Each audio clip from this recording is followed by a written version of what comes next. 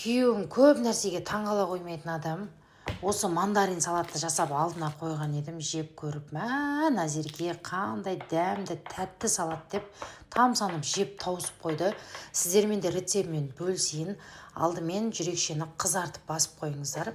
Негізі бұл жерде салаттың дәмін келтіріп тұрған тауықтың төс еті. Суға піскеннен гөрі осындай копченый түрін таңдаңыздар. Картоп, сәбіз, жұмыртқа, майонез, тұз қосып жақсылап араластырып домалақ шарик дайындаймыз.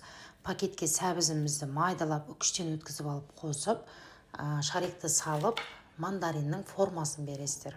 Кез келген салатный листке үстіне қойып, әсемдеп ұсынуға болады. Өте дәмді салат, міндетті түрде жасап көріңіздер қыздар. Менің парақшамнан кез келген рецепті тауып аласыздар. Сол үшін тіркеліп, осы видеомды достарыңызға жіберіп, қолдап қоюды ұмытпаңыздар.